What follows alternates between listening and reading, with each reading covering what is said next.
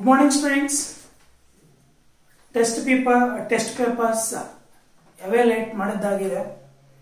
ಈ second PUC test ಯಾರ್ಯಾರು ಬರೆದಿದ್ದೀರೋ ಆಕ್ಚುಲಿ ಒಂದು ಫ್ಯೂ ಸ್ಟೂಡೆಂಟ್ಸ್ ಬಿಟ್ರೆ ಇನ್ನು ಬೇರೆ ಎಲ್ಲ ಸ್ಟೂಡೆಂಟ್ಸ್ ಅಷ್ಟು ಇಂಟ್ರೆಸ್ಟ್ ಆಗಿ ನೀವು ಆನ್ಲೈನ್ ಕ್ಲಾಸಸ್ ಕೇಳ್ತಿಲ್ಲ. ನೀವು ಕೂತ್ಕೊಂಡು ಕ್ಲಾಸ್ ಕೇಳಿಕೊಂಡು ನೋಟ್ಸ್ ಮುಂದೆ ಇಟ್ಕೊಂಡು ಬರೀತಿಲ್ಲ. ಬರೆದು ಪ್ರಾಕ್ಟೀಸ್ ಮಾಡದೇ ಇದ್ರೆ ರಿಯಾಕ್ಷನ್ಸ್ ಬರೋದಿಲ್ಲ. It's very difficult. ನೀವು ಬರೆದು ಪ್ರಾಕ್ಟೀಸ್ ಮಾಡಿದ್ರೆ ಮಾತ್ರ ಜ್ಞಾಪಕ ಇರುತ್ತೆ. ಕೆಮಿಸ್ಟ್ರಿ ಎವಾಪರೇಟಿಂಗ್ ಸಬ್ಜೆಕ್ಟ್ ಅಂತ ಹೇಳಿದ್ದೇನೆ. ನೀವು ಒಂದ್ಸಲಿ ಓದ್ಬಿಟ್ರೆ ಬಂದಿದೆ ಅಂದ್ರೆ ಎಕ್ಸಾಮಿನೇಷನ್ ಅಲ್ಲಿ ಬರೋದಿಲ್ಲ. ನಿಮ್ಗೆ ಆಲ್ರೆಡಿ ಫಸ್ಟ್ ಟೆಸ್ಟ್ ಅಲ್ಲಿ ಅರ್ಥ ಆಯ್ತಾ, ಎಕ್ಸ್ಪೀರಿಯನ್ಸ್ ಆಗಿರುತ್ತೆ. ಇವಾಗ ನಾವು ಹೊಸ ಚಾಪ್ಟರ್ ಸ್ಟಾರ್ಟ್ ಮಾಡೋದಕ್ಕಿಂತ ಮೊದಲು ಈ ಟೆಸ್ಟ್ 2 ಪೇಪರ್ಸ್ ಡಿಸ್ಕಸ್ ಮಾಡಬೇಡ ಒಂದು 2 ಕ್ಲಾಸಸ್ ಅಲ್ಲಿ. ಇವಾಗಲಾದ್ರೂ ಚೆನ್ನಾಗಿ ನೀಟಾಗಿ ಕೇಳ್ಕೊಳ್ಳಿ. ಈ ಒಂದು ಟೆಸ್ಟ್ ಪೇಪರ್ ನಾವು ಏನು ಕೊಟ್ಟಿದ್ದೀವಿ ಇಂಪಾರ್ಟೆಂಟ್ ಬರೆದಿಟ್ಕೊಳ್ಬೇಕಾದ್ರೆ ಮೇನ್ ಎಕ್ಸಾಮ್ ಅಲ್ಲಿ ಈ 2 ಪೇಪರ್ಸ್ ನಾವು ಸೆಟ್ ಮಾಡಿದ್ದಾನೆ. 2 ಪೇಪರ್ಸ್ ಇಂದ ಕಡಿಮೆ ಅಂದ್ರೆ 2 ಚಾಪ್ಟರ್ಸ್ ಇಂದ ನಿಮಗೆ 8 to 10 ಮಾರ್ಕ್ಸ್ ದಟ್ ಈಸ್ ಬರೆದಿಟ್ಕೊಟ್ಟಂಗೆ, ಅಂದ್ರೆ ಬಾಂಡ್ ಬರ್ಕೊಟ್ಟಂಗೆ ಮೇನ್ ಎಕ್ಸಾಮ್ಗೆ. ಅಷ್ಟು ಇಂಪಾರ್ಟೆಂಟ್. ಆ ಇಂಪಾರ್ಟೆಂಟ್ ಕ್ವಶನ್ಸ್ ನೀವು ನಾನು ಪದೇ ಪದೇ ಎಕ್ಸ್ಪ್ಲೈನ್ ಮಾಡಬೇಕಾದ್ರೆ ಇದು ಇಂಪಾರ್ಟೆಂಟ್ ಬರ್ಕೊಂಡಿದ್ರು ಸಹ ನೀವು ಅದನ್ನ ಓದಿ ಪ್ರಾಕ್ಟೀಸ್ ಮಾಡಿಲ್ಲ. ಕೆಲವರು 49, 48, 46 ತಗೊಂಡಿದ್ದಾರೆ. ಅವ್ರು ರಿಯಲಿ ಕಷ್ಟಪಡ್ತಿದ್ದೀರ. ಬೇರೆಯವರು ಕೆಲವರೆಲ್ಲ ಸಿಂಗಲ್ ಡಿಜಿಟ್ ತಗೊಂಡಿದ್ದೀರ ಮಾರ್ಕ್ಸ್. ದಯವಿಟ್ಟು ಇನ್ನಾದ್ರೂ ಎಚ್ಚೆತ್ಕೊಳ್ಳಿ. ಅರ್ಥ ಆಯ್ತಾ? ನಿಮಗೆ ಮುಂದೆ ಅಯ್ಯೋ ಟೈಮ್ ಇದೆ ಬಿಡು ಅಂತ ಹೇಳ್ಬಿಟ್ಟು ನೀವು ಓದ್ಕೊಳ್ಳೋಣ ಬಿಡು, ಇನ್ನು ಆಫ್ಲೈನ್ ಸ್ಟಾರ್ಟ್ ಮಾಡೋದು ನೋಡೋಣ ಬಿಡು ಅಂದ್ಕೊಂಡಿದ್ದೀರಾ. ನೀವು ಆಫ್ಲೈನ್ ಸ್ಟಾರ್ಟ್ ಮಾಡೋದು ರಿಪಿಟೇಷನ್ ಮಾಡ್ತೀವಿ, ಬಟ್ ನೀವು ಇವಾಗ ಪರ್ಫೆಕ್ಟ್ ಆಗ್ಬಿಟ್ಟಿದ್ರೆ ಕೂಡ ಅವಾಗ ಇನ್ನೂ ಪರ್ಫೆಕ್ಟ್ ಆಗ್ಬಿಡ್ತಾರೆ, ಈಸಿ ಆಗ್ಬಿಡುತ್ತಾರೆ. ಮತ್ತೆ ನೀವು ಎಕ್ಸಾಮ್ಗೆ ಓದಂಗಿಲ್ಲ. ದಯವಿಟ್ಟು ಈಗಲಾದ್ರೂ ಎಚ್ಚೆತ್ಕೊಳ್ಳಿ. ಈಗಲಾದ್ರೂ ಆ ಒಂದು ಕಾನ್ಸಂಟ್ರೇಟ್ ಮಾಡಿ ಈ ವಿಡಿಯೋನ ಸ್ವಲ್ಪ ನೀಟಾಗಿ ಬರೆದು ಪ್ರತಿಯೊಂದು ಕ್ವಶನ್ಗೂ ನೀಟಾಗಿ ಬರೆದು ಪ್ರಾಕ್ಟೀಸ್ ಮಾಡಿ. ಇಲ್ಲಿ ನೋಡಿ, answer all the following questions in 1 word ಅಲ್ಲಿ 1 ಸೆಂಟೆನ್ಸ್. ಒಂದು ಸೆಂಟೆನ್ಸ್ ಅಥವಾ 1 ವರ್ಡ್ ಅಲ್ಲೇ ಆನ್ಸರ್ ಮಾಡ್ಲಿಕ್ಕೆ 6 ಕ್ವಶನ್ಸ್ ಕೇಳಿದೀವಿ. ಎಷ್ಟು ಈಸಿ ಇದೆ. Right the general formula of Grignard reagent. What is Grignard reagent? Alkyl magnesium halide is called as Grignard reagent. No? Alkyl magnesium halide. What is general representation? R. Question number 1 again. RMgX and bardre saku. This is the general representation of Grignard reagent. RMgX. Where R is in any alkyl group, where X is in any halogen. That is a general representation. How do you prepare? Very simple. When haloalkane, when it is reacts with magnesium in dry ether to give alkyl magnesium halide, that is RMgX. ನಾವು ಇದನ್ನು discuss ಮಾಡಿದ್ವಿ, ನೋಡ್ಕೊಳ್ಳಬೇಕಾದ್ರೆ video ಅರ್ಥ ಆಯ್ತು. Chemical properties of haloalkanes ಎಲ್ಲ ಬಂದಿದೆ. Grignard reagent preparation very important ಅಂತ ಬರ್ಕೊಂಡಿದೀವಿ. General representation this Grignard reagent. ಅರ್ಥ ಆಯ್ತಾ? ನೋಡಿ, ಇಷ್ಟು ಮಾತ್ರ ಬರೆದ್ರೆ 1 ಮಾರ್ಕ್ ನಿಮಗೆ. ಕಷ್ಟಪಟ್ಟಿಲ್ಲ. R is in any alkyl group, X is in any halogen. ನೀವ್ಯಾವ ಆರ್ ಏನು ಎಕ್ಸ್ ಏನು ಅಂತ ಕೇಳಿಲ್ಲ, ಜನರಲ್ ರೆಪ್ರೆಸೆಂಟೇಷನ್ ಮಾತ್ರ ಕೇಳಿರ್ತಕ್ಕಂಥದ್ದು. ಅಲ್ಲಿಗೆ ಫಸ್ಟ್ ಕ್ವಶನ್ಗೆ ನೀಟಾಗಿ ಅರ್ಥ ಆಯ್ತಾ, ಆನ್ಸರ್ ಅರ್ಥ ಆಗಿದೆ ಅನ್ಸುತ್ತೆ. Second question, what is chiral carbon atom? Haloalkanes ಅಲ್ಲಿ ಅರ್ಥ ಆಯ್ತಾ, chiral carbon atom is also called as asymmetric carbon atom, is also called as chirality centre, stereo centre. ಅರ್ಥ ಆಯ್ತಾ? ಏನು ಕೈರಾಲ್ ಕಾರ್ಬನ್ ಅಂದ್ರೆ the carbon atom which is bonded to 4 different atoms or groups. Second question, the carbon atom which is bonded to 4 different atoms or groups are called as ಕೈರಾಲ್ carbon atom. Example ನಾವು example ಏನು ಕೇಳಿಲ್ಲ, actually example ಕೇಳಿದ್ರೆ ನೀವು ready ಇರಬೇಕು. That is lactic acid, COH, OH, H, CH3. ನೋಡಿ, this is a chirality carbon atom ಅಥವಾ asymmetric carbon atom ಅಥವಾ that is chirality center ಅಥವಾ stereo center. ಇಷ್ಟ ಹೆಸರಲ್ಲಿ ಕರಿತೀವಿ. The carbon atom which is bonded to 4 different atoms or groups. ಈ ತರ atoms ಆಗಿರ್ಬೋದು ಅಥವಾ ಗ್ರೂಪ್ಸ್ ಆಗಿರ್ಬೋದು, 4 different ಹೊಂದಿದ್ರೆ that are called as chiral center. ನೀವು ಈ ಒಂದೇ ಸೆಂಟೆನ್ಸ್ ಅಲ್ಲಿ ಏನ್ ಮಾಡಬಹುದು, the carbon atom which is bonded to 4 different atoms or groups are called as chiral carbon atom ಅಥವಾ ಕೈರಾಲಿಟಿ ಸೆಂಟರ್ ಅಥವಾ ಸ್ಟೀರಿಯೋ ಸೆಂಟರ್ ಅಥವಾ ಅಸಿಮೆಟ್ರಿಕ್ ಕಾರ್ಬನ್ ಆಟಮ್. ಓದಿಲ್ಲ ನೀವು ಕರೆಕ್ಟ್ ಆಗಿ, ಅರ್ಥ ಆಯ್ತಾ? Next, what is the hybridization of halogen containing carbon atom in vinylic halides? Vinylic halides ಅಲ್ಲಿ ಅರ್ಥ ಆಯ್ತಾ, ಹ್ಯಾಲೋಜನ್ ಅಟ್ಯಾಚ್ ಆಗಿರ್ತಕ್ಕಂಥ ಕಾರ್ಬನ್ ಆಟಮ್ ನ ಹೈಬ್ರಿಡೇಷನ್ ಕೇಳಿದೀನಿ. ಅರ್ಥ ಆಯ್ತಾ? ಏನಿಲ್ಲ ವಿನೈಲ್ ಹ್ಯಾಲೈಡ್ಸ್, ಅರ್ಥ ಆಯ್ತಾ? ಹ್ಯಾಲೋಜನ್ ಡೈರೆಕ್ಟ್ ಆಗಿ ಡಬಲ್ ಬಾಂಡ್ ಕಾರ್ಬನ್ ಅಟ್ಯಾಚ್ ಆಗಿದೆ, that are called as vinylic halides. Halogen atom X is halogen ತಾನೆ, ಡೈರೆಕ್ಟ್ ಆಗಿ ಡಬಲ್ ಬಾಂಡ್ ಕಾರ್ಬನ್ ಅಟ್ಯಾಚ್ ಆಗಿದೆ, that are called as vinyl. ಯಾವುದೇ ಒಂದು ಕಾರ್ಬನ್ ಆಟಮ್ ಗೆ ಡಬಲ್ ಬಾಂಡ್ ಇದೆ ಅಂದ್ರೆ ಅದು ಯಾವ ಹೈಬ್ರಿಡೇಷನ್? sp2 ಹೈಬ್ರಿಡೇಷನ್ ಅಲ್ವಾ? sp2 ಹೈಬ್ರಿಡೇಷನ್ ಒಂದು ಸೆಂಟೆನ್ಸ್ ಬರೆದ್ರೆ ಸಾಕು, ಒಂದೇ ಒಂದು ವರ್ಡ್ sp2 ಅಂತ ಬರೆದಿದ್ರು ಸಾಕು. ಅರ್ಥ ಆಯ್ತಾ? ಇದು ವಿನೈಲಿಕ್. ಅಲೈಲಿಕ್ ಕೂಡ ನಿಮಗೆ ಗೊತ್ತಿರಬೇಕು, ಬೆನ್ಸೈಲಿಕ್ ಗೊತ್ತಿರಬೇಕು. ಅರ್ಥ ಆಯ್ತಾ? ಅಲೈಲಿಕ್ ಅಲ್ಲಿ sp3 ಅಂದ್ರೆ ಏನು? Halogen attached carbon atom sp3 ಆಗಿರುತ್ತೆ, that is adjacent to sp2 hybridized carbon ಅಂದ್ರೆ ಡಬಲ್ ಬಾಂಡ್ ಕಾರ್ಬನ್ ಅಡ್ಜಸ್ಟ್ ಆಗಿರುತ್ತೆ. ಯಾವ್ದ್ರಲ್ಲಿ? ಅಲೈಲಿಕ್ ಅಲ್ಲಿ. ನಾನು ಕೇಳಿರ್ತಕ್ಕಂಥ ವಿನೈಲಿಕ್ ಅಂದ್ರೆ halogen atom is directly attached to double bond carbon atom, that is sp2 hybridized. ಓದಿಲ್ಲ, ನೋಡಬೇಕಾದ್ರೆ ನೋಟ್ಸ್ ತೆಗೆದು ನೋಡಿ. ಅರ್ಥ ಆಯ್ತಾ? ದಟ್ ಈಸ್ ಇದು ಅಷ್ಟೇ, ಒಂದೇ ಒಂದು ವರ್ಡ್ ಅಷ್ಟೇ, sp2 ಹೈಬ್ರಿಡೇಷನ್ ಬರೆದ್ರೆ ಸಾಕು. Next question number 4. Question number 4 third ಅರ್ಥ ಇದು hybridisation.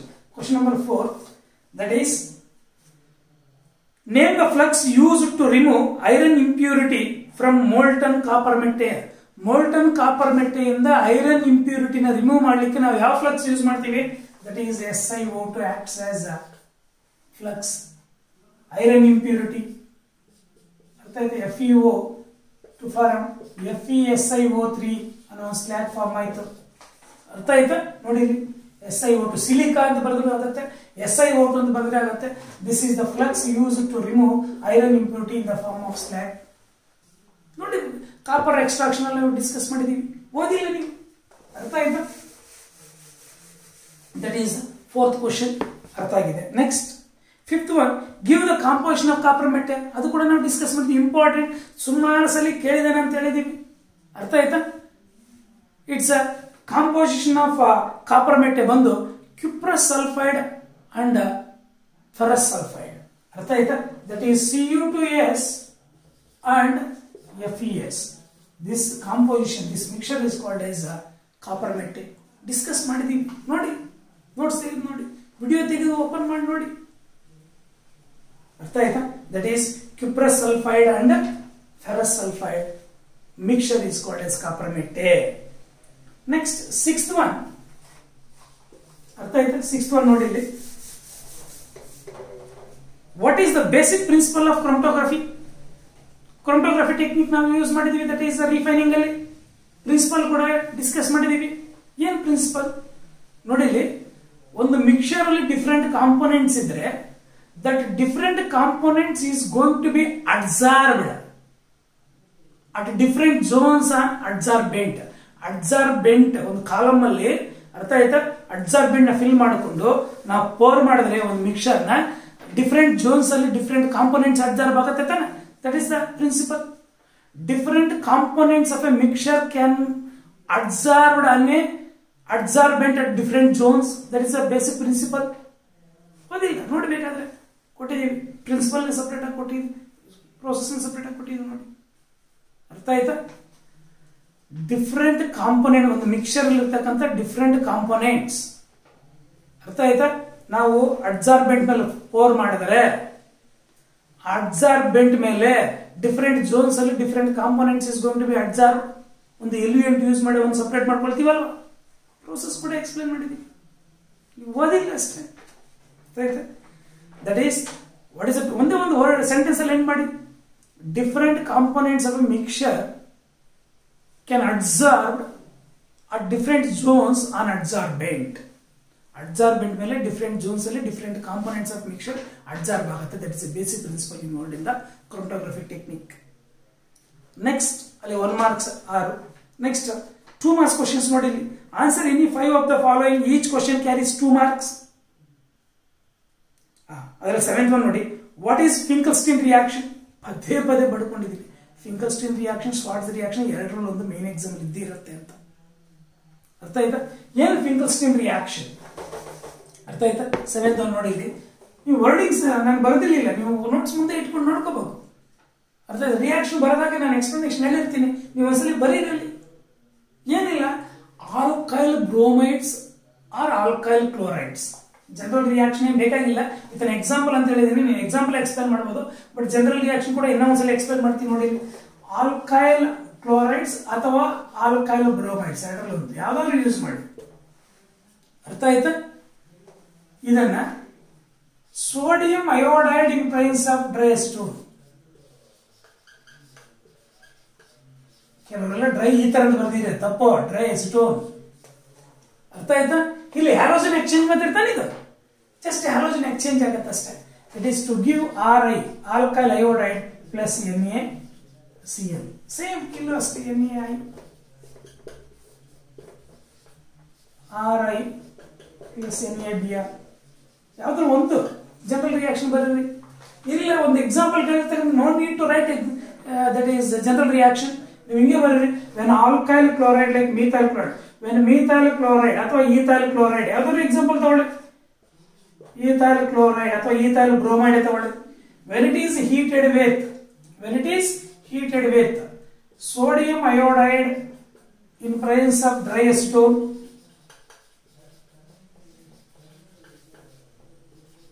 to give ethyl iodide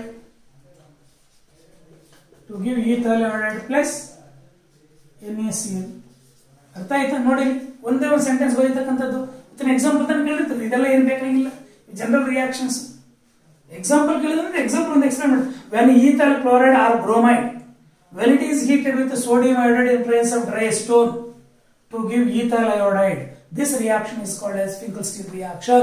ಸಾಕು, ಒಂದು ಸೆಂಟೆನ್ಸ್ ಬರ್ಬಿಟ್ಟು ಇದನ್ನು ಬರೆದ್ರೆ ಸಾಕು. ಇಲ್ಲ ಇಲ್ಲಿ ಬಿಯರ್ ತಗೊಂಡ್ರೆ ಇಲ್ಲಿ NaBr ಆಗುತ್ತೆ, ಅಷ್ಟೇ ಡಿಫರೆನ್ಸ್. ಎಷ್ಟು ಬಡ್ಕೊಂಡ್ರು ಸಹ ಇಂಪಾರ್ಟೆಂಟ್ ಅಂತ ನೀವು ಪ್ರಾಕ್ಟೀಸ್ ಮಾಡಿಲ್ಲ. ನೀವು ಈಥೈಲ್ ಕ್ಲೋರೈಡ್ ಬಂದು ಮೀಥೈಲ್ ಕ್ಲೋರೈಡ್ ತಗೊಳ್ಳಿ, ಪ್ರೋಪಲ್ ಕ್ಲೋರೈಡ್ ತಗೊಳ್ಳಿ, ಪ್ರೋಪಲ್ ಬ್ರೋಮೈಡ್ ತಗೊಳ್ಳಿ, ಮೀಥೈಲ್ ಬ್ರೋಮೈಡ್ ತಗೊಳ್ಳಿ. ಎಕ್ಸಾಂಪಲ್ಸ್ ಡಿಫ್ರೆಂಟ್ ಎಕ್ಸಾಂಪಲ್ಸ್ ನೀವು ಬರೆದು ಪ್ರಾಕ್ಟೀಸ್ ಮಾಡೋಣ, ಅದು ನಿಮ್ಗೆ ಜ್ಞಾಪಕ ಇರ್ತಕ್ಕಂಥದ್ದು. ಅರ್ಥ ಆಯ್ತಾ? This is the Finkelstein reaction. ಇನ್ನಲ್ಲಿ Finkelstein reaction. ಇನ್ನೊಂದ್ಸಲಿ ಬರೀ ವರ್ಡಿಂಗ್ಸ್ ಅಲ್ಲಿ ಬರೀ. ಅರ್ಥ ಆಯ್ತಾ? Next it's a very important. What are ambidentate nucleophiles? Give an example. ಇದನ್ನು ಕೂಡ ನಾವು chemical properties of haloalkanes ಅಲ್ಲಿ ಬರ್ಕೊಂಡಿದ್ದೀವಿ. ಅರ್ಥ ಆಯ್ತಾ? Preparation of haloalkanes by halogen exchange ಮತ್ತು Finkelstein ರಿಯಾಕ್ಷನ್ ಮಾಡಿದ್ರೆ ಇದನ್ನ ಕೆಮಿಕಲ್ ಪ್ರಾಪರ್ಟೀಸ್ ಅಲ್ಲಿ ಬರ್ಕೊಂಡಿದ್ದೀವಿ, ಅಂಬಿಡೆಂಟೇಟ್ ನ್ಯೂಕ್ಲಿಯೋಫೈಲ್ಸ್ ಅಂತ. ನ್ಯೂಕ್ಲಿಯೋಫೈಲ್ಸ್ ಅಂದ್ರೆ ಏನು? Electron rich species which are attracted towards electron deficient center, that are called as nucleophiles. ಇಲ್ಲಿ ambidentate nucleophiles ಅಂದ್ರೆ the species ಅಥವಾ the nucleophiles which having two nucleophilic centers, ಎರಡು nucleophilic centers ಹೊಂದಿರತಕ್ಕಂಥ nucleophiles ಗೆ ambidentate nucleophiles ಅಂತ ಕರಿತೀವಿ.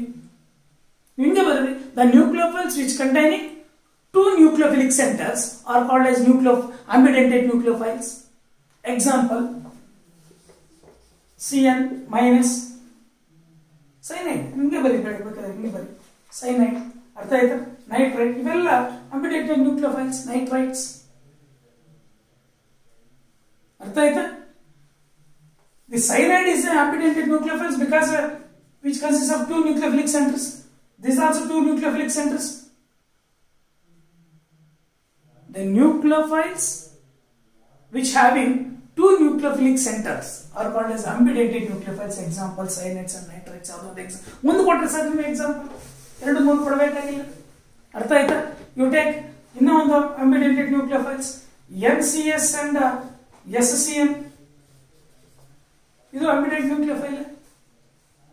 ಅರ್ಥ ಆಯ್ತಾ? two nucleophilic centers ಇರ್ತವೆ, but at a particular time which can donate only one pair from one coordinate bond only, that are called as ambidentate nucleophiles. ನಿಮಗೆ ಸೈನೈಡ್ಸ್ nitrates ಇದು ಕೊಟ್ಟಿದ್ದಾನೆ, NCT ಎಲ್ಲ ಅವನ್ನೇ ಎಕ್ಸಾಂಪಲ್ ಆಗಿ ಕೊಡಿ, ಅದಿಲ್ಲ ನೀವು ಅಷ್ಟೇ. Next explain Friedel-Crafts alkylation of chlorobenzene. Friedel-Crafts alkylation of chlorobenzene. ಏನು Friedel-Crafts alkylation? Friedel-Crafts reaction already ನೀವು ಫಸ್ಟ್ PUC ಅಲ್ಲಿ ಡಿಸ್ಕಸ್ ಮಾಡಿದೀವಿ. ಏನು Friedel-Crafts alkylation? When benzene, when it is reacts with methyl chloride in presence of anhydrous AlCl3 to give toluene, that is the Friedel Crafts reaction. ಇಲ್ಲಿ Friedel Crafts chlorobenzene ನಿಮಗೆ ಈ chapter discuss ಮಾಡಿರ್ತಕ್ಕಂಥ haloarenes ಅಲ್ಲಿ very simple. When chlorobenzene same benzene ಬಂದು chlorobenzene ಅಷ್ಟೇ. ಇದು ಎರಡು ಸಲ ನೀವು ಹಾಡಿರ್ತಕ್ಕಂಥದ್ದು. ನೀವು first P U C benzene ತಗೊಂಡಿದ್ರೆ ಇಲ್ಲಿ ಕ್ಲೋರೋಬೆಂಜಿನ್ ತಗೊಳ್ತೀರ ಅಷ್ಟೇ. When it is reacts with methyl chloride in presence of anhydrous AlCl3, in presence of anhydrous AlCl3. ನಿಮಗೆ ನಾನು ಹೇಳ್ತಿದ್ರೆ ನೀವು ಅದನ್ನು ಒಂದ್ಸಲಿ ಬರೆದು ಪ್ರಾಕ್ಟೀಸ್ ಮಾಡೋ ವರ್ಡಿಂಗ್ಸ್ ಅಲ್ಲಿ. When ಕ್ಲೋರೋಬೆಂಜಿನ್ reacts with methyl chloride in presence of anhydrous AlCl3 to give a mixture of orthochlorotoluene and parachlorotoluene. Orthochlorotoluene and parachlorotoluene. This is orthochlorotoluene. This is parachlorotoluene. Orthochlorotoluene, parachlorotoluene. ಅರ್ಥ ಆಯ್ತಾ? When chlorobenzene, when it is reacts with methyl chloride in presence of anhydrous AlCl3 to give orthochlorobenzene and orthochlorotoluene and parachlorotoluene with the separation of 2HCl. ಅರ್ಥ ಆಯ್ತಾ? Discuss ಮಾಡಿದೀವಿ ನಾವು. Friedel Crafts acylation ಕೂಡ discuss ಮಾಡಿದೀವಿ. Instead of CH3 COCH3 form ಆಗುತ್ತೆ ಅಷ್ಟೇ. ಆರ್ಥೋಕ್ಲೋರೋಸ್ಟೋಫಿನೋನ್ ಅಂದ್ರೆ ಪ್ಯಾರಾಕ್ಲೋರೋಸ್ಟೋಫಿನೋನ್ form ಆಗುತ್ತೆ. ಇಲ್ಲಿ CH3 COCl ತಗೊಳ್ತೀವಿ ಅಷ್ಟೇ. ಅಷ್ಟೇ ಡಿಫ್ರೆನ್ಸ್ ಆಲ್ಕಲೇಷನ್ ಅಸೈಲೇಷನ್. ಓದಿಲ್ಲ ನೀವು, ಒಂದು ಬಂದ್ರೆ ಇನ್ನೊಂದು ಓದ್ದಾಗ ಅಷ್ಟು ಈಸಿ ಇದೆ. ಅರ್ಥ ಆಯ್ತಾ? ನೆಕ್ಸ್ಟ್ ಫಿಟ್ಟಿಂಗ್ ರಿಯಾಕ್ಷನ್ ಅಂತ ಎಕ್ಸಾಂಪಲ್ ಬಡ್ಕೊಂಡಿದ್ದೀನಿ. ಉಡ್ಜು ರಿಯಾಕ್ಷನ್, ಉಡ್ಜು ಫಿಟ್ಟಿಂಗ್ ರಿಯಾಕ್ಷನ್ ಮೂರು ಇಂಪಾರ್ಟೆಂಟ್ ಅಂತ. ಏನು ಫಿಟ್ಟಿಂಗ್ ರಿಯಾಕ್ಷನ್? Very simple. ನೋಡಿ ಇಲ್ಲಿ, when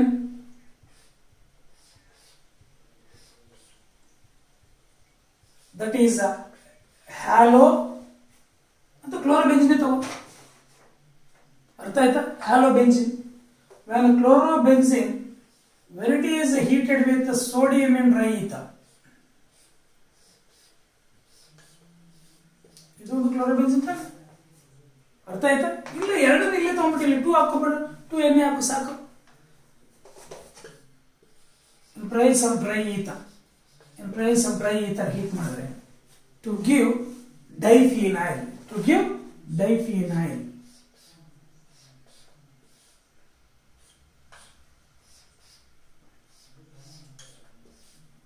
plus 2 NaCl.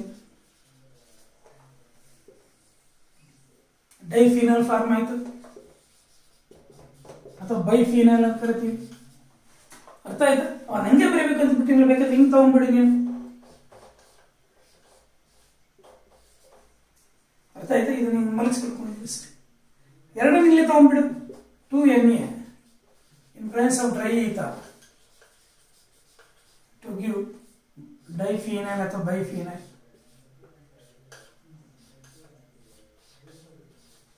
Plus 2 NaCl. ಇಷ್ಟು ಬರೀತಕ್ಕಂಥದ್ದು ನಿಮಗೆ ಅರ್ಥ. ಹಿಂಗಾದ್ರೂ ಬರೀ. ಅರ್ಥ ಆಯ್ತಾ? ಕಷ್ಟಪಟ್ಟಿಲ್ಲ ನೀವು. This is called as fitting reaction. ಇಲ್ಲಿ 2 moles ಆಫ್ ಹ್ಯಾಲೋ ಆಲ್ಕೇನ್ಸ್ ತಗೊಂಡಿದ್ದೀವಿ ತಾನೆ. ಅರ್ಥ ಆಯ್ತಾ? ಹ್ಯಾಲೋ ಅರೇನ್ ತಗೊಂಡಿದ್ದೀವಿ ತಾನೆ. ಇಲ್ಲಿ 2 moles ಆಫ್ ಹ್ಯಾಲೋ ಅರೇನ್ಸ್ ತಗೊಂಡ್ರೆ diphenyl, 2 moles of haloalkanes ತಗೊಂಡ್ರೆ higher alkane. That is Wurtz reaction. ಇದು Wurtz Fittig reaction. 1 mole of haloalkane, 1 mole of haloarene ತಗೊಂಡ್ರೆ, ಇಲ್ಲಿ ಹ್ಯಾಲೋ ಆಲ್ಕೇನ್ ತಗೊಂಡ್ರೆ, ಇಲ್ಲಿ ಹ್ಯಾಲೋ ಅರೇನ್ ತಗೊಂಡ್ರೆ that is alkyl benzene form ಆಗುತ್ತೆ. That is Wurtz Fittig reaction.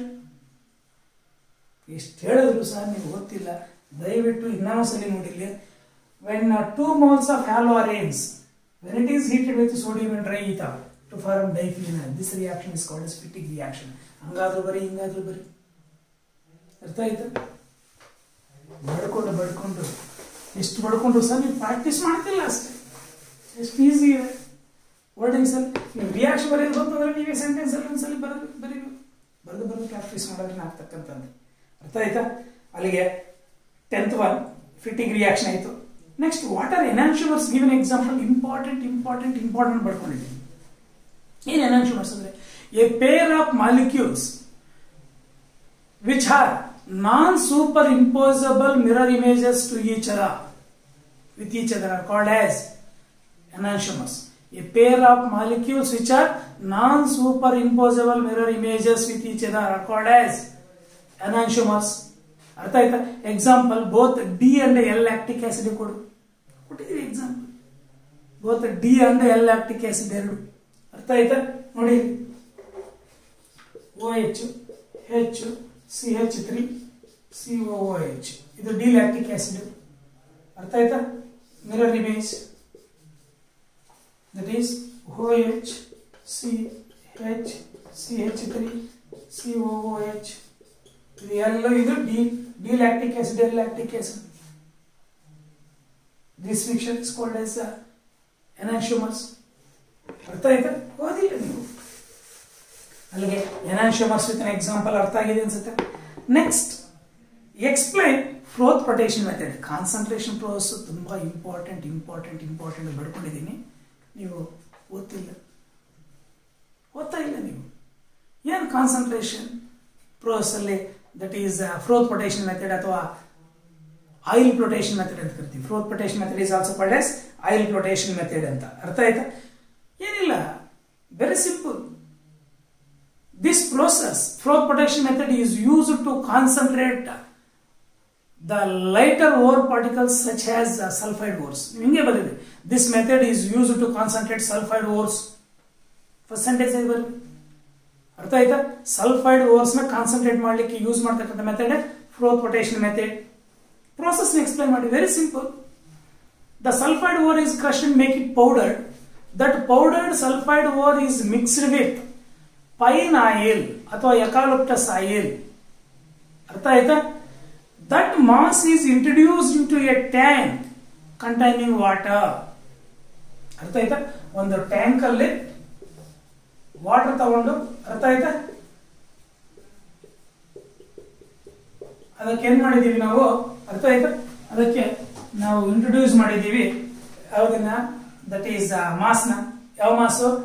Sulphide ore ನ crush ಮಾಡಿರ್ತಕ್ಕಂಥದ್ದು pine oil ಜೊತೆ ಮಿಕ್ಸ್ ಮಾಡಿಕೊಂಡು ಇಂಟ್ರೊಡ್ಯೂಸ್ ಮಾಡಿದೀವಿ.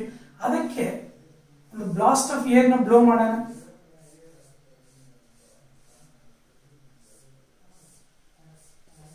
ಇಲ್ಲಿಂದ ಏರ್ ನ ಬ್ಲೋ ಮಾಡೋಣ. ಬ್ಲಾಸ್ಟ್ ಆಫ್ ಏರ್ ಅಥವಾ ಕರೆಂಟ್ ಆಫ್ ಏರ್ ಅಥವಾ ಫೋರ್ಸ್ ಆಫ್ ಏರ್ ನ ಬ್ಲೋ ಮಾಡೋಣ. ಅರ್ಥ ಆಯ್ತಾ? ಅವಾಗ ಏನಾಗುತ್ತೆ, during this the froth is produced. ಇದರ ಬಿಫೋರ್ ಒಂದೇ ಒಂದು ಸೆಂಟೆನ್ಸ್ ಬರ್ರಿ. ಇದಕ್ಕೆ ನಾವು ಕಲೆಕ್ಟರ್ಸ್ ಆಡ್ ಮಾಡಿರ್ತೀವಿ, ಡಿಪ್ರೆಸೆಂಟ್ ಆಡ್ ಮಾಡಿರ್ತೀವಿ, NaCN ಆಡ್ ಮಾಡಿರ್ತೀವಿ. ಅರ್ಥ ಆಯ್ತಾ? xanthate ಆಡ್ ಮಾಡಿರ್ತೀವಿ ಕಲೆಕ್ಟರ್ಸ್ ಆಗಿ. ಅರ್ಥ ಆಯ್ತಾ? Totally when a blast of air is blown into the tank, during this the froth is produced. Along with the froth, the sulfide or lighter ore particles and sulfide ore particles rises up along with froth. The froth is separated and washed thoroughly with water, dried to get sulfide ore. This is the froth protection method. Very simple method. ಓದಿಲ್ಲ ನೀವು ಅಷ್ಟೇ. ಅರ್ಥ ಆಯ್ತಾ? The sulfide ores are concentrated by using froth flotation method or oil flotation method. By this method, the sulfide ore is crushed, make it powder. That powdered ore is wetted with pine oil. That mass is introduced into a tank containing water. Unto that tank, the depressants and collectors are added. A blast of hot air is blown into the tank. During this, the froth rises up. Along with the froth, the sulfide ore particles also rises up.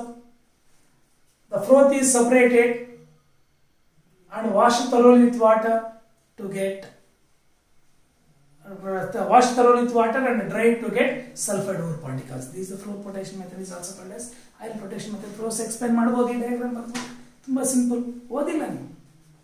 Next, how zinc is obtained from zinc oxide, give its chemical reaction. Zinc oxide ಇಂದ zinc ನ ಹೆಂಗ್ ಪಡಿತಕ್ಕಂಥದ್ದು ಅಂತ. ಬಡ್ಕೊಂಡಿದ್ದೀನಿ important ಕಣ, 1 ಮಾರ್ಕಲ್ಲಿ ಕೂಡ ಕೇಳ್ತಾನೆ ಇದನ್ನ, 2 ಮಾರ್ಕ್ಸಲ್ಲಿ ಕೇಳ್ತಾನೆ ಅಂತ. Very simple.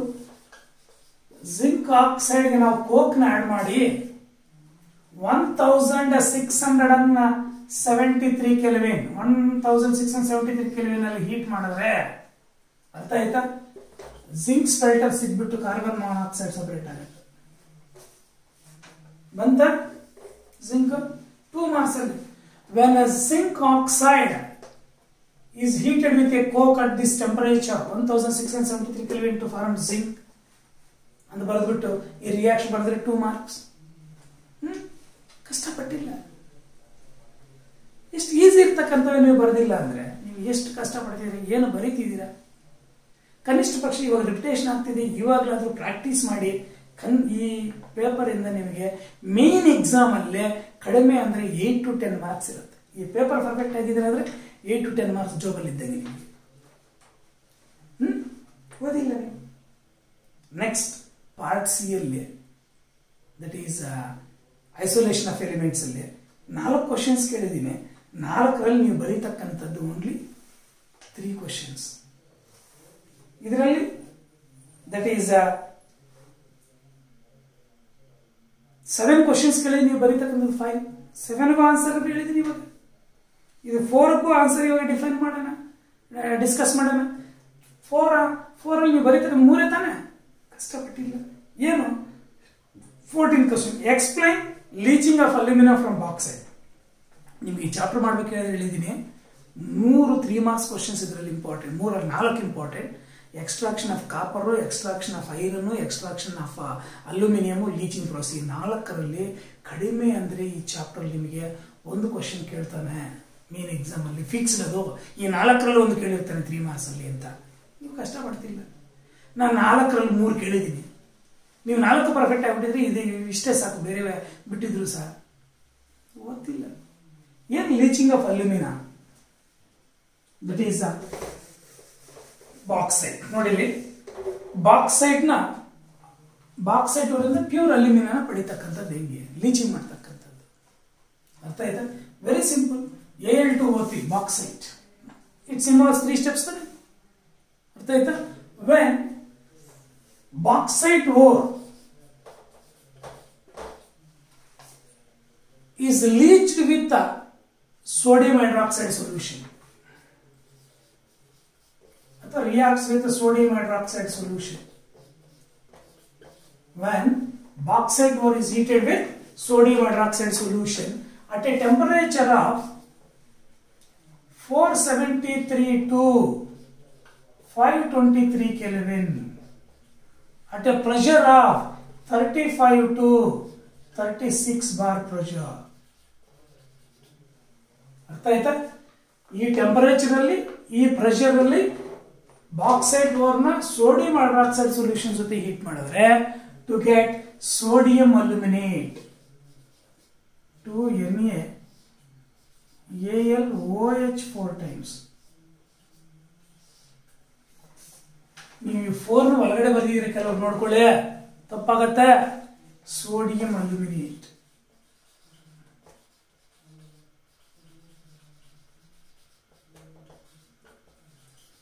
This is the first step, reaction. Only reactions ಮಾತ್ರ ಕೇಳ್ತಾನೆ ಒಂದೊಂದ್ಸಲಿ 3 ಮಾರ್ಕ್ಸ್ ಅಲ್ಲಿ ಬರೀಬಹುದು.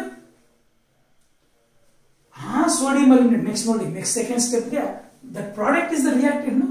ಆ ಸೋಡಿಯಂ ಅಲ್ಯೂಮಿನೇಟ್ಗೆ 2NaAlOH 4 times ಸೋಡಿಯಂ ಅಲ್ಯೂಮಿನೇಟ್ಗೆ, ಅರ್ಥ ಆಯ್ತಾ? ಕಾರ್ಬನ್ ಡೈಆಕ್ಸೈಡ್ ಪಾಸ್ ಮಾಡಿದ್ರೆ ಈ ಬ್ಯಾಲೆನ್ಸಿಂಗ್ ಇಟ್ಟು ಹಾಕೋ to give hydrated alumina.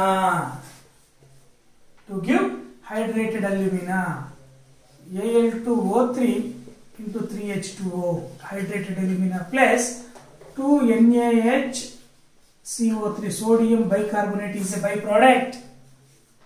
Hydrated alumina banta. E hydrated alumina is the reactant to next step. ಆ ಹೈಡ್ರೇಟೆಡ್ ಅಲ್ಯೂಮಿನಾ ಪ್ರೆಸಿಪಿಟೇಟ್ ನ ಸಪರೇಟ್ ಮಾಡಿಕೊಂಡು, ಅರ್ಥ ಆಯ್ತಾ? ಅದನ್ನ 1400 ಅನ್ನ 70 ಕೆಲ್ವಿನ್ ಅಲ್ಲಿ ಹೀಟ್ ಮಾಡಿದ್ರೆ to get pure alumina Al2O3 water molecules outlet ಆಗೋಯ್ತು. ಪ್ಯೂರ್ ಅಲ್ಯೂಮಿನಾ ಬಂತ. These are the 3 steps involved in the leaching process, leaching of bauxite, leaching of alumina from bauxite. ಅರ್ಥ ಆಯ್ತು? ಬಾಕ್ಸೈಟ್ ಓರಿಂದ ಪ್ಯೂರ್ ಅಲ್ಯೂಮಿನಾನೇ ಇದು ಪಡಿತಕ್ಕಂಥ. Is impure alumina ಅದು bauxite. ಈ 3 steps correct ಇಲ್ಲಿರ್ತಕ್ಕಂಥದ್ದು ನೀವು explain ಮಾಡಿ. Bauxite or is heated with sodium hydroxide solution at this temperature and this pressure to give sodium aluminate. That sodium aluminate precipitate ಗೆ ನಾವು solution ಗೆ carbon dioxide pass ಮಾಡಿದ್ರೆ hydrated aluminium precipitate form ಆಗುತ್ತೆ. ಆ hydrated aluminium precipitate ನ ಈ temperature heat ಮಾಡ್ತಾರೆ to get pure aluminium. 3 steps ಬರೀತಕ್ಕಂಥದ್ದು ನೀವು ಪ್ರಾಕ್ಟೀಸ್ ಮಾಡಿಲ್ಲ ಅಂದ್ರೆ ನೋಡಿ, ಈ ಪ್ರಾಡಕ್ಟ್ ರಿಯಾಕ್ಟೆಂಟ್, ಈ ಪ್ರಾಡಕ್ಟ್ ರಿಯಾಕ್ಟೆಂಟ್, ಇಷ್ಟು ಈಸಿ ಇದೆ. ದಯವಿಟ್ಟು ಇವಾಗಲಾದ್ರೂ ಪ್ರಾಕ್ಟೀಸ್ ಮಾಡಿ, ಯಾಕಂದ್ರೆ ಇಂಪಾರ್ಟೆಂಟ್. ಅರ್ಥ ಆಯ್ತಾ? ನೆಕ್ಸ್ಟ್ ಅಲ್ಲಿಗೆ that is the explain leaching of aluminum from bauxite. ನೀಟಾಗಿ ಅರ್ಥ ಆಗಿದೆ ಅನ್ಸುತ್ತೆ ಇವಾಗಲಾದ್ರೂ. Next a neat label diagram of blast furnace ಬರೆದ್ಬಿಟ್ಟು ರಿಡಕ್ಷನ್ ಝೋನ್ ಅಲ್ಲಿ ಏನ್ ರಿಯಾಕ್ಷನ್ಸ್ ಆಗುತ್ತೆ ಅಂತ ಬರೀತಕ್ಕಂಥದ್ದು ಅಷ್ಟೇ. ಏನ್ ಡಯಾಗ್ರಾಮ್ ಬರೀಲಿಕ್ಕೆ 1 ಮಾರ್ಕ್, ರಿಡಕ್ಷನ್ ಝೋನ್ ಅಲ್ಲಿ ಮಾತ್ರ ಏನೇನು ರಿಯಾಕ್ಷನ್ಸ್ ಆಗುತ್ತೆ ಅಂತ ಬರಲಿ ಅಲ್ಲಿ ಒಂದು 2 ಮಾರ್ಕ್ಸ್, ಟೋಟಲಿ 3 ಮಾರ್ಕ್ಸ್. ಅರ್ಥ ಆಯ್ತಾ? ಬ್ಲಾಸ್ಟ್ ಫರ್ನೆಸ್ ಡಯಾಗ್ರಾಮ್ ಬರೀತಕ್ಕಂಥದ್ದು ನೋಡಿ,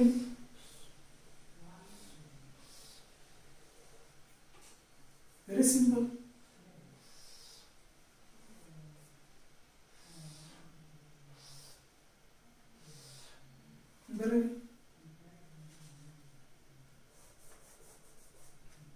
ಆಯ್ತಾ? ಇಲ್ಲೊಂದು ಔಟ್ಲೆಟ್ ಇಡೋದು,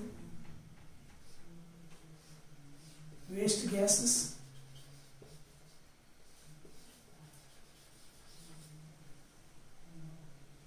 ಇದನ್ನ 2 ಕೋಟಿಂಗ್ಸ್ ಅಲ್ಲಿ ಬರೀ.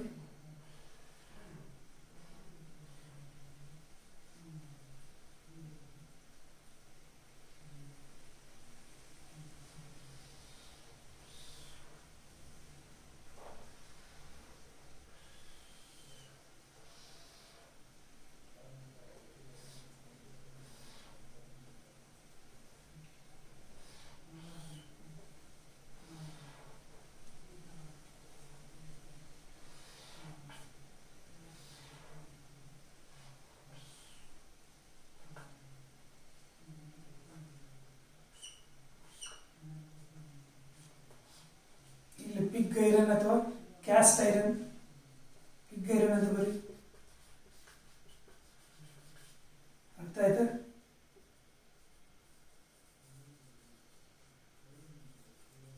Pig iron outlet.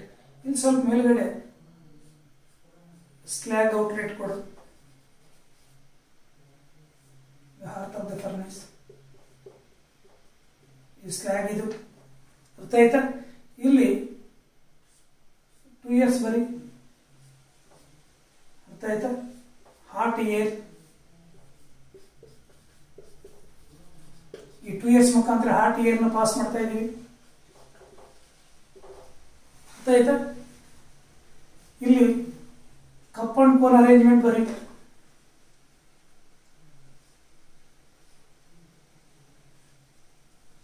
This is a cone, it is cup. ಕಪ್ಪು, ಇದು cone, cup and cone arrangement. This pulley. ಅರ್ಥ ಆಯ್ತಾ? ದಟ್ ಈಸ್ 1700 ಅಥವಾ 1750 kelvin, 1500 kelvin, 1200 kelvin, that is 900 kelvin.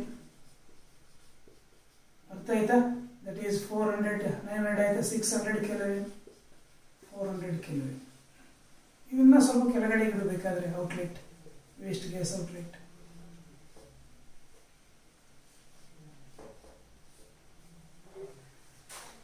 ಅರ್ಥ ಆಯ್ತಾ? ಇದು ಡಯಾಗ್ರಾಮ್.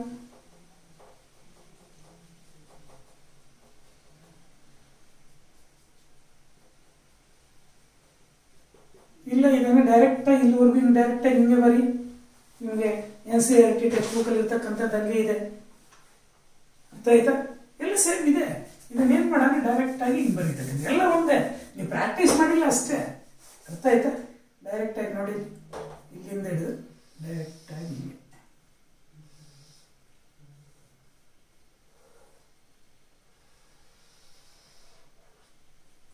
ಇಲ್ಲಿ 2 years.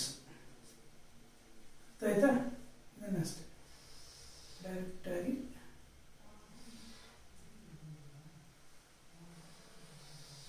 ಇಷ್ಟೇ ಸರ್. ಇಲ್ಲಿ ವೇಸ್ಟ್ ಗ್ಯಾಸಸ್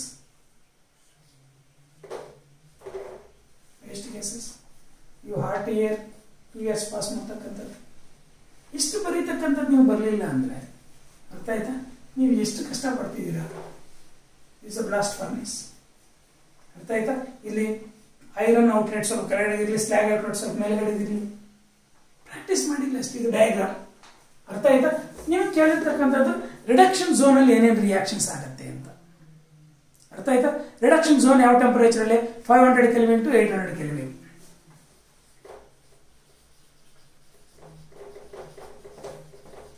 ರಿಡಕ್ಷನ್ ಝೋನ್ ಅದು ಬರೀ ಸಾಕು. ಟೆಂಪರೇಚರ್ ಮೆನ್ಷನ್ ಮಾಡದೇ ಪರವಾಗಿಲ್ಲ. 500 ಕೆಲ್ವಿನ್ ಟು 800 ಕೆಲ್ವಿನ್ ವರೆಗೂ ರಿಡಕ್ಷನ್ ಝೋನ್. ಏನೇನು ರಿಯಾಕ್ಷನ್ಸ್ ಆಗತ್ತಂದ್ರೆ ನಾವು ಯಾವ್ದು ಹೆಮಟೈಟ್ ಬರ್ತಾನೆ Fe2O3 3Fe2O3 plus CO carbon monoxide acts as reducing ಏಜ್ ಇರ್ತಾನೆ. ಅರ್ಥ ಆಯ್ತಾ? To give Fe3O4. ಏನ್ ಹೇಳಿ? Fe3O4 plus CO2. ಅರ್ಥ ಆಯ್ತಾ? 2Fe3O4 ಮುಗೀತು. ನೋಡಿ ಬೇಕಾದ್ರೆ 6 ಐರನ್ಸ್ 6 ಒಂದು 7 ಆಕ್ಸಿಜನ್ಸ್. ಅರ್ಥ ಆಯ್ತಾ? ನೋಡಿ 3 3 9 9 ಒಂದು 10 ಆಕ್ಸಿಜನ್ಸ್. ಇಲ್ಲಿ 8 ಇಲ್ಲಿ 2 ಬ್ಯಾಲೆನ್ಸ್ ಆಯ್ತಾ? ಒಂದು ಕಾರ್ಬನ್ ಬ್ಯಾಲೆನ್ಸ್ ಆಗಿದೆ ತಾನೆ. This is first reaction. ಈ Fe3O4 ನೆಕ್ಸ್ಟ್ ಇದೆ reactant. Fe3O4 plus CO gives rise to FeO plus CO2. 3FeO plus CO2. ಅರ್ಥ ಆಯ್ತಾ? ಅದೇ ವೇಸ್ಟ್ ಗ್ಯಾಸ್ ಆಚೆ ಬರ್ತಕ್ಕಂಥ CO2 ಗ್ಯಾಸ್. ಅರ್ಥ ಆಯ್ತಾ? Next same Fe3O4 plus 4CO gives rise to Fe plus CO2. 3Fe plus 4CO2. ಕನಿಷ್ಠ ಪಕ್ಷ 3 reactions ಬರೆದ್ರೆ ಸಾಕು. ರಿಡಕ್ಷನ್ ಝೋನ್ ಅಲ್ಲಿ ಯು ಆರ್ ಗೆಟಿಂಗ್ ಮಾರ್ಕ್ಸ್. ಅರ್ಥ ಆಯ್ತಾ? ಇನ್ನೂ ಬೇಕಾದ್ರೆ ಹೈ ಟೆಂಪರೇಚರ್ ಅಲ್ಲಿ ಏನಾಗುತ್ತೆ? FeO plus CO gives rise to Fe plus CO2.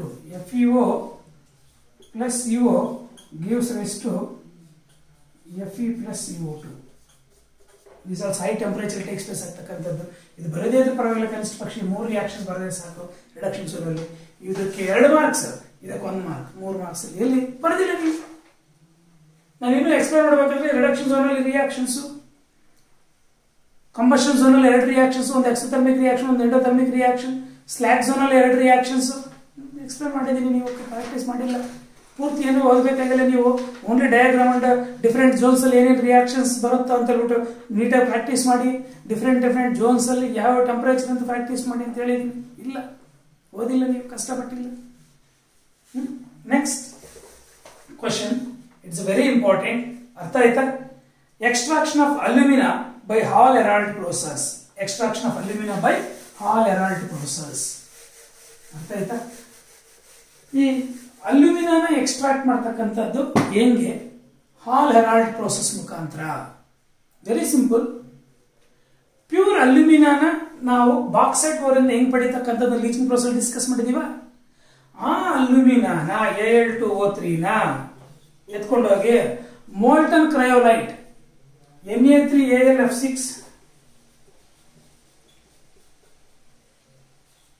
ಅರ್ಥ ಆಯ್ತಾ? Molten cryolite or that is fluorspar calcium difluoride, ಇದ್ರ ಜೊತೆ ಆಗಿರ್ಬೋದು ಅಥವಾ ಇದರ ಜೊತೆ ಆಗಿರ್ಬೋದು. ಈ ಅಲ್ಯೂಮಿನಿಯಂ ಮಿಕ್ಸ್ ಮಾಡ್ಕೊಳ್ಳೋದು. ಯಾಕೆ ಇದನ್ನು ಮಿಕ್ಸ್ ಮಾಡ್ತೀವಿ ಅಂದ್ರೆ ಇಟ್ ಲೋಯರ್ಸ್ ದ ಬಾಯ್ಲಿಂಗ್ ಪಾಯಿಂಟ್. ಅರ್ಥ ಆಯ್ತಾ? And increases the conductivity. ಅರ್ಥ ಆಯ್ತಾ? ಬಾಯ್ಲಿಂಗ್ ಪಾಯಿಂಟ್ ಲೋಯರ್ ಮಾಡುತ್ತೆ, ಕಂಡಕ್ಟಿವಿಟಿ ಇನ್ಕ್ರೀಸ್ ಮಾಡುತ್ತೆ. ಅದಕ್ಕೋಸ್ಕರ ನಾವು ಈ ಅಲ್ಯೂಮಿನಿಯಂ ಇದರ ಜೊತೆ ಅಥವಾ ಇದರ ಜೊತೆ ಮಿಕ್ಸ್ ಮಾಡ್ಕೊಳ್ತಕ್ಕಂಥದ್ದು. ಯಾಕಂತ ಹೇಳ್ಬಿಟ್ಟು ಕೇಳಿದ್ರು ಬರೀಬಹುದು.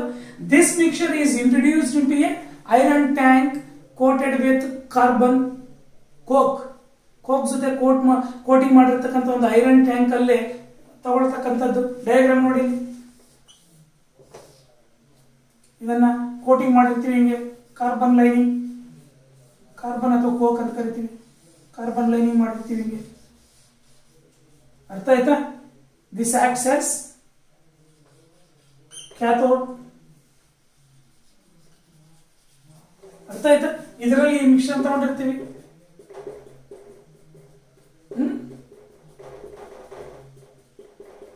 ಇದರಲ್ಲಿ ನಾವು ದಟ್ ಈಸ್ ಗ್ರಾಫೈಟ್ ರಾಡ್ಸ್ ನ ಡಿಪ್ ಮಾಡ್ತೀವಿ.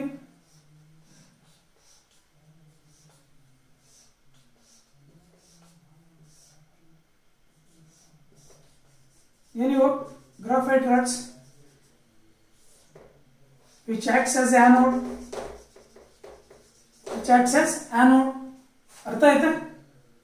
ಸಿಂಪಲ್ ಆಗಿದೆ ನೋಡಿ. ಇದು ಕ್ಯಾಥೋಡ್, ಇದು ಆನೋಡ್. ಅರ್ಥ ಆಯ್ತು? ಇದು ಐರನ್ ಟ್ಯಾಂಕ್ ಅಥವಾ steel tank coated with coke ಅಥವಾ ಕಾರ್ಬನ್ ಲೈನಿಂಗ್ ಮಾಡಿರ್ತೀವಿ. ಅರ್ಥ ಆಯ್ತಾ? ಇವಾಗ ಯಾವ ಈ ಮಿಕ್ಸರ್ ಇದರಲ್ಲಿ ತಗೊಂಡಿರ್ತೀವೋ ಡ್ಯೂರಿಂಗ್ ಎಲೆಕ್ಟ್ರೋಲೈಸಿಸ್, ಅರ್ಥ ಆಯ್ತಾ? ಅಟ್ ಕ್ಯಾಥೋಡ್,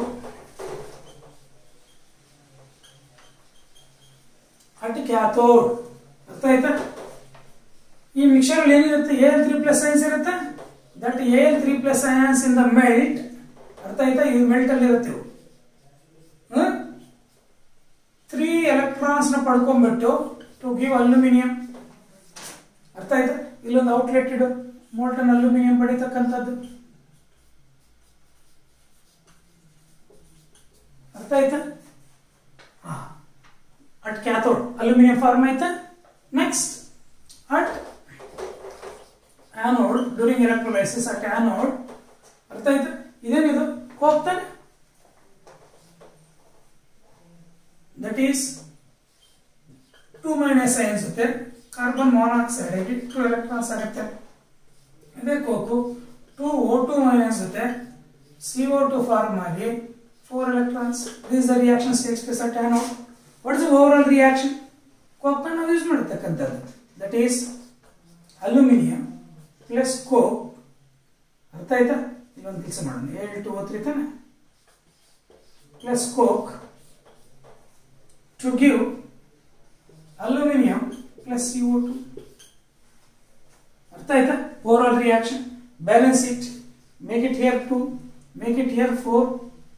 ಅರ್ಥ ಆಯ್ತಾ? How many carbons are there? That is oxygens 6. ಅರ್ಥ ಆಯ್ತಾ? Make it here 3, make it here 3.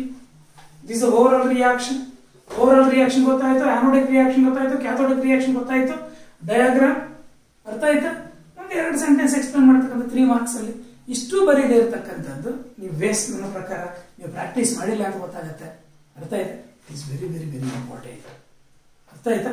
Next that is ಇನ್ನೊಂದು ಕ್ವಶನ್ ಇದೆ. Explain zone refining. Name the metal which is purified by van ಆಪಲ್ process. Next part D may next class ಅಲ್ಲಿ explain ಮಾಡೋಣ. ಅರ್ಥ ಆಯ್ತಾ? Thank you. ಇವಾಗಲಾದ್ರೂ practice ಮಾಡಿ. Thank you.